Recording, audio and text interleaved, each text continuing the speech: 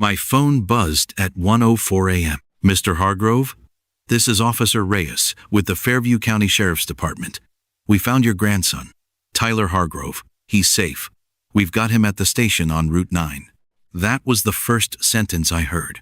Not hello, not sorry to wake you. Just those words, flat and rehearsed, cutting straight through the dark of my bedroom before I'd even fully opened my eyes.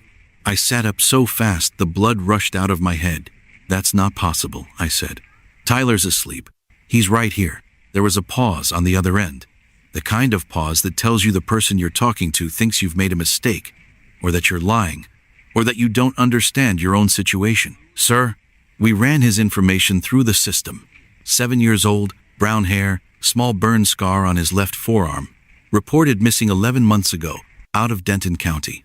He matched every detail. He's sitting 15 feet from me right now." I didn't answer. I couldn't, because I was already walking down the hallway with the phone pressed so hard against my ear it hurt, already pushing open the door to the guest room where my grandson had been sleeping since 8:30 that night. Curled up under the dinosaur blanket his mother bought him the Christmas before she passed. He was there, chest rising and falling. One sock on, one sock off, exactly how he always slept.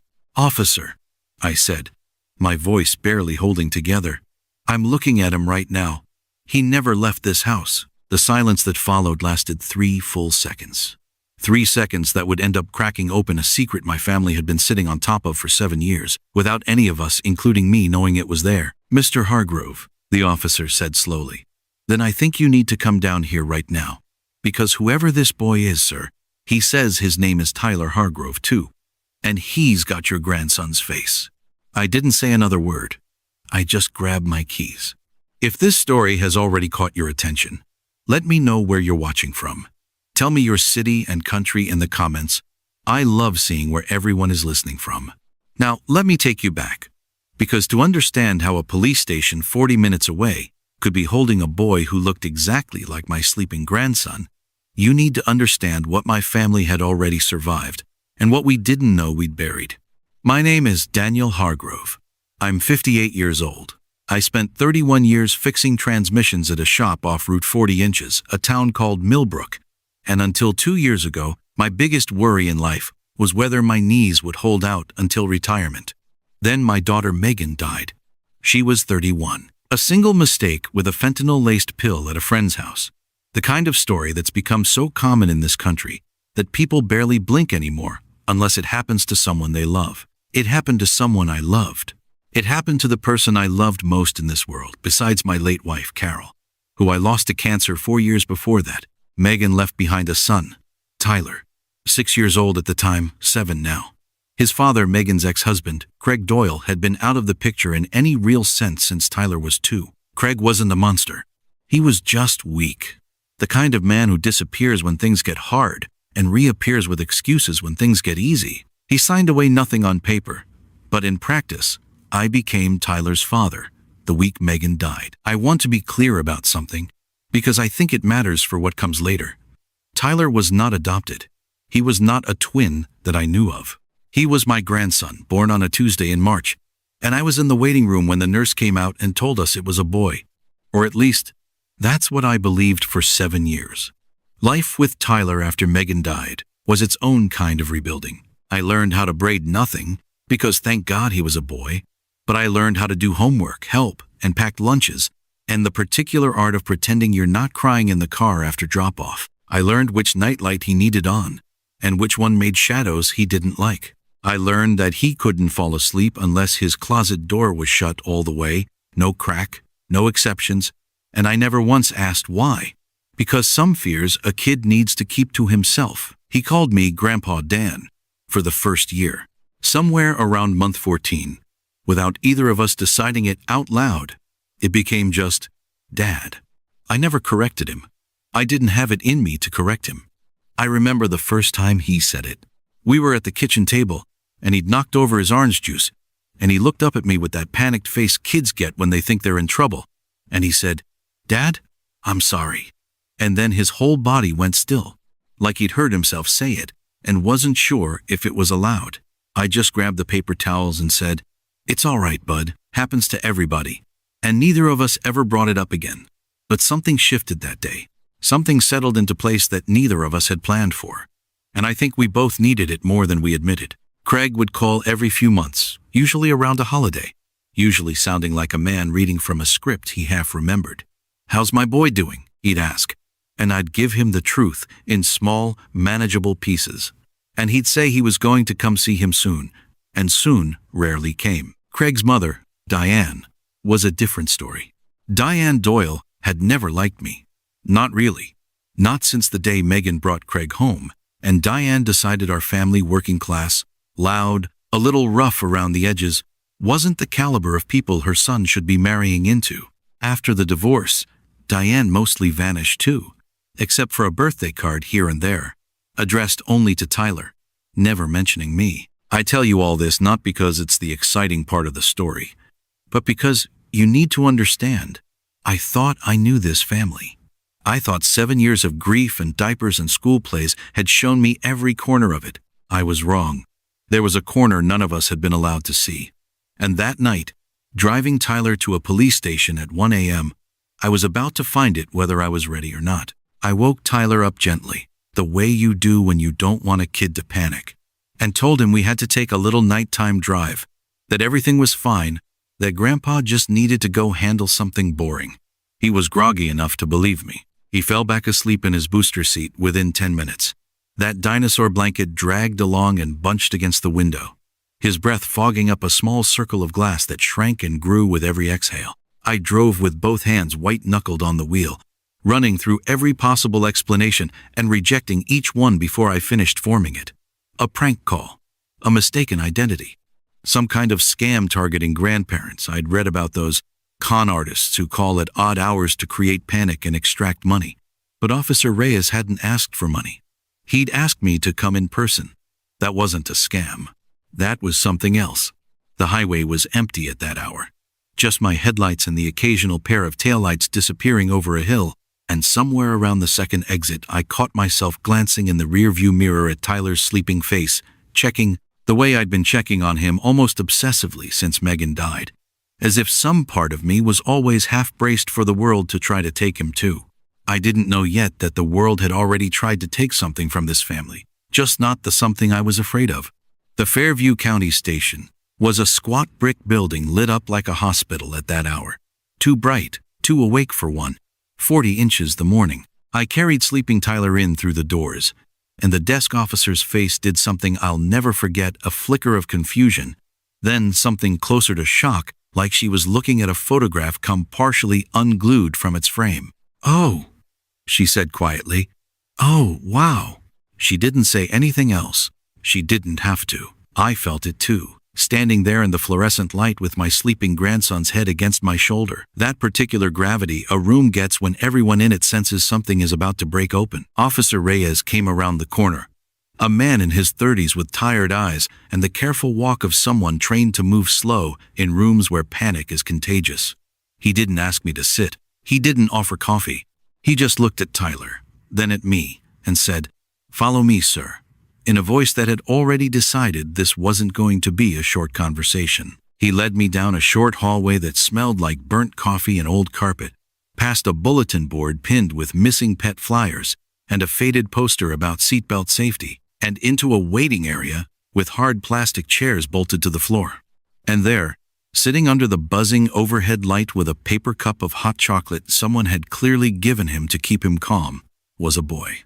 7 years old, brown hair, cut a little rougher than Tyler's, like someone had done it at home with kitchen scissors. Thin in a way that worried me instantly. The kind of thin that comes from a kid not being fed enough on a regular basis rather than just having a fast metabolism. His sneakers were 2 sizes too big. The laces double knotted like a child who'd taught himself to do it because no one else had. And his face, God, his face was Tyler's face. Not similar. Not family resemblance. His face. I felt Tyler stir against my shoulder, waking from the change in movement. And I watched the 2 boys see each other for the first time. Neither of them screamed. Neither of them said anything clever or cinematic. The boy in the chair just stared, cup halfway to his mouth, and my Tyler went very still and said the only thing a 7-year-old could possibly say in that moment. "Grandpa." Why does that kid look like me?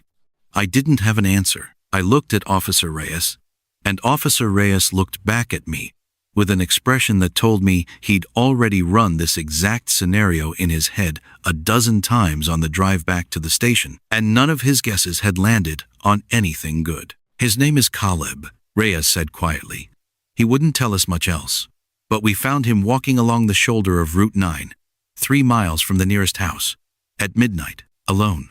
When we asked his name for our system, it flagged a missing persons report filed 11 months ago. Tyler Hargrove, Denton County, reported missing by the listed guardian. I never filed a missing persons report, I said. Tyler's never been missing a day in his life. I know that now, Reyes said, which means somebody else filed it. Somebody who had a boy who looked exactly like your grandson and needed people to stop looking too closely at where he came from. It took 2 hours of phone calls, database checks, and increasingly tense conversations before Officer Reyes turned his laptop around and showed me the name listed as the guardian on Caleb's original paperwork. Diane Doyle, my ex-son-in-law's mother. I stared at that name until the letter stopped looking like language and started looking like an accusation. That's not possible, I said, for the second time that night. Though this time I said it quieter, because some part of me, some cold, sinking part was already starting to believe it was very possible indeed. Reyes explained what the system showed in the flat, careful language cops use when they know they're about to detonate something in a person's life. 7 years ago, around the same time Megan gave birth to Tyler, hospital records from a private birthing center 2 counties over showed a second birth on the same date. Twin boys. One named Tyler, kept by Megan, and, at the time, Craig. The other, according to a private adoption arrangement processed through an attorney's office, placed with a guardian listed as Diane Doyle under the name Caleb. I sat down in one of the station's hard plastic chairs because my legs weren't interested in holding me up anymore. Megan had twins. My daughter had 2 sons, and somehow, some way, only one of them had ever come home. There has to be a mistake, I said, but even as the words left my mouth, I was already remembering things I'd buried, without examining how Megan had gone quiet and strange for a few weeks right after Tyler's birth, how Craig had barely visited the hospital room even though it was his first child, how Diane had shown up exactly once during that stretch, spoken to Craig alone in the hallway for 20 minutes and then left without holding the baby. I remembered something else too, something I hadn't thought about in years. A few weeks after Tyler was born, I'd found Megan sitting alone on the back porch at 2 in the morning, not crying exactly, just staring out at nothing. I'd asked her what was wrong, and she'd said, "Nothing, Dad. I'm just tired." And I'd believed her, because that's what new mothers say. And because I wanted to believe her, and because it never once crossed my mind that there could be a second nursery somewhere that none of us were allowed to walk into. I had thought, at the time, that Diane just didn't care for babies. I had thought 100 small wrong things, because the truth had never once occurred to me as an option. Officer Reyes let me sit with it for a minute before he said the next part, and I could tell from his face that this next part was the one he'd been dreading having to say out loud. Mr. Hargrove, based on what we're seeing in the placement file, this wasn't a standard adoption. There's no court order, no formal record of consent beyond a signature that we're going to need verified. In plain terms, this looks like a private, off-the-books placement, possibly not entirely legal. We're going to need to bring Diane Doyle in for questioning. I looked at the 2 boys again, still sitting side by side, and I made a promise to myself right there in that station.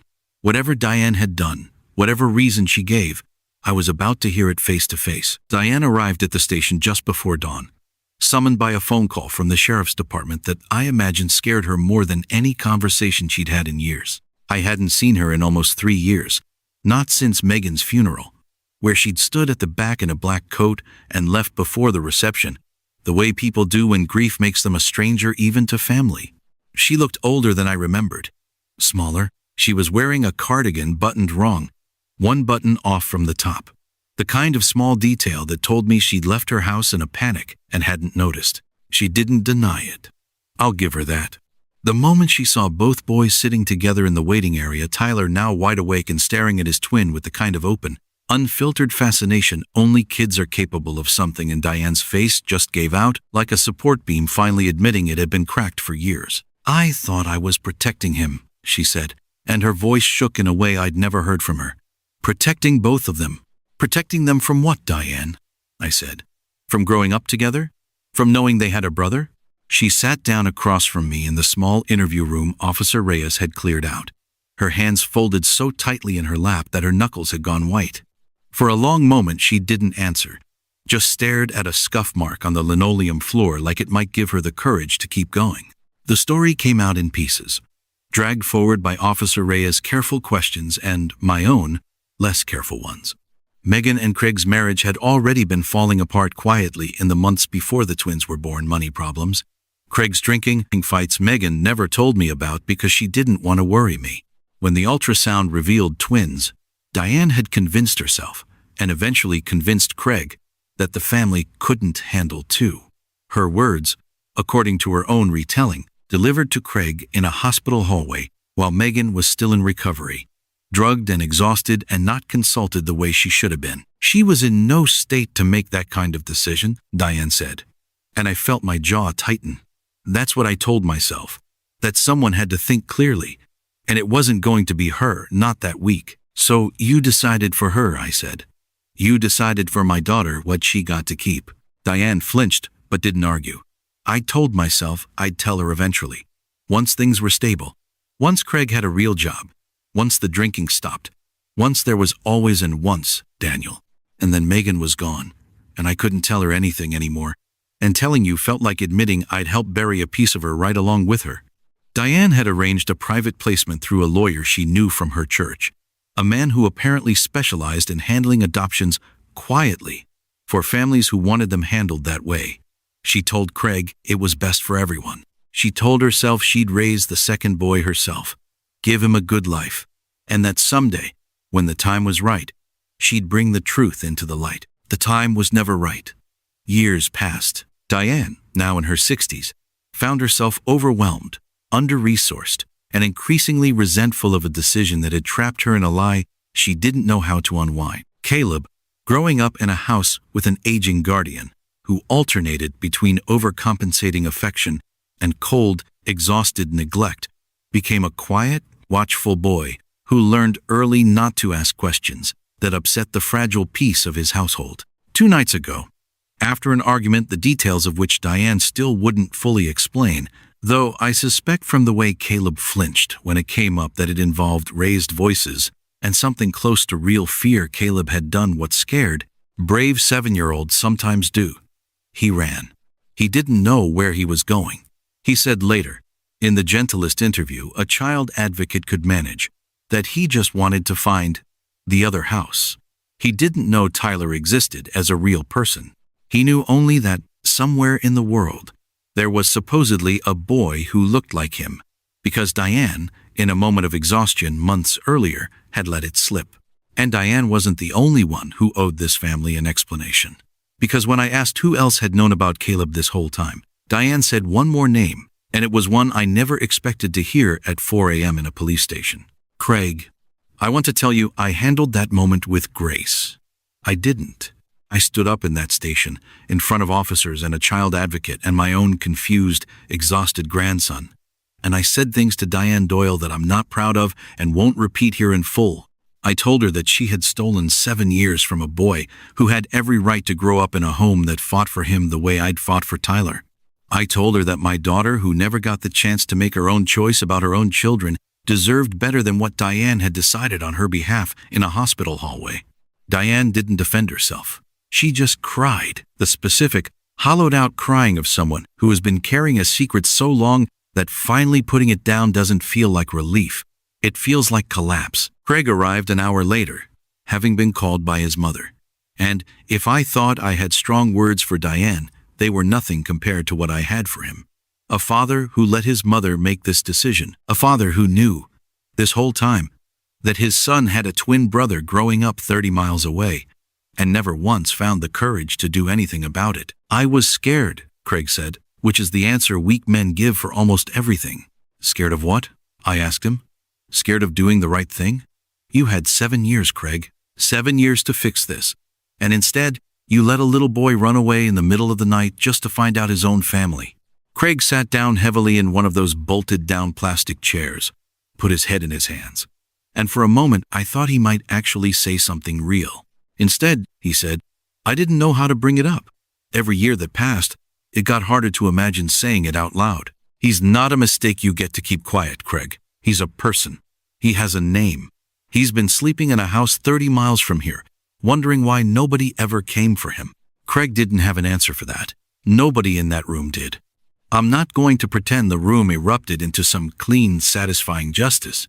It didn't. There were more questions than answers that night. Legal questions about custody, ethical questions about what protecting a child even means, questions about who Caleb belonged with now, questions neither the police nor a family court could answer in a single sitting. But there was one thing in that room that wasn't complicated at all, and it was sitting in two small plastic chairs pushed close together. Tyler had reached over, sometime during all the shouting and crying, and taken Caleb's hand. I don't think either boy fully understood yet what any of the adults in that room were arguing about.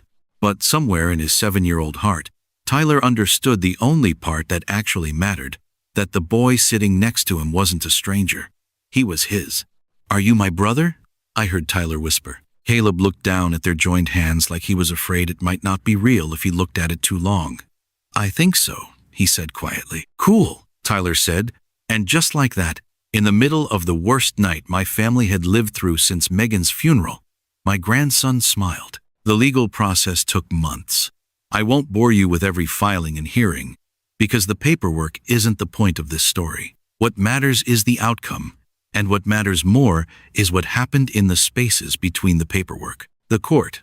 After reviewing everything, the improperly documented placement, Diane's advancing age and health concerns, Craig's long pattern of absence, and my own established, stable guardianship of Tyler, granted me emergency and then permanent custody of Caleb as well. 2 grandsons, born the same day, raised apart for 7 years by a decision none of us had been allowed to make together. Now sleeping under the same roof. It wasn't easy. Caleb flinched at loud noises for months. He hoarded food in his room out of habit before he trusted that the refrigerator would still be full tomorrow. I'd find granola bars tucked under his pillow, an apple hidden in his sock drawer, and I never said a word about it, just kept the pantry stocked and let him figure out on his own timeline that nobody was going to take it away. He called me Mr.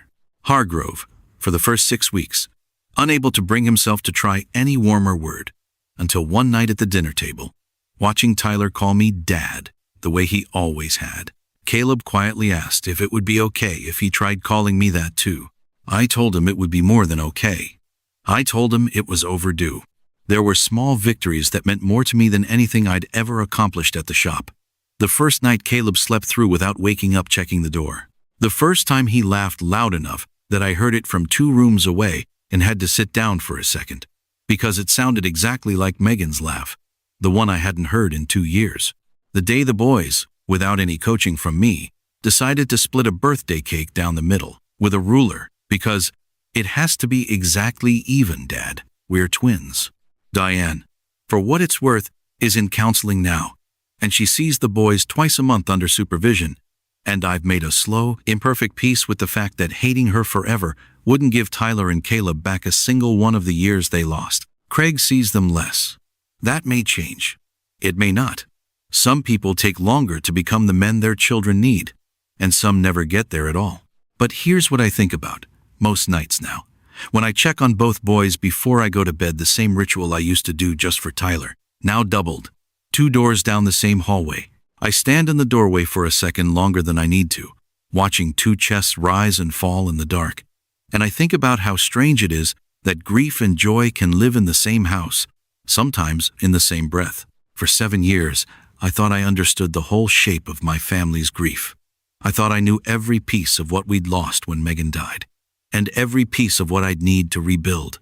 I didn't know there was a second boy out there with her exact same laugh, waiting on the other side of a decision that was never his to be part of. That 1 a.m. phone call didn't just find a missing grandson. It found the piece of my daughter's legacy I never knew was missing. A whole other version of the boy sleeping down the hall, who deserved, all along, to be found. Tyler and Caleb are 8 now. They fight over video games and finish each other's sentences and have started, without any prompting from me, referring to themselves as we. in a way that still catches in my throat every single time I hear it. Megan would have found them both. I believe that completely. It just took the rest of us a lot longer to catch up to what she would have already known, that neither of her sons was ever meant to be raised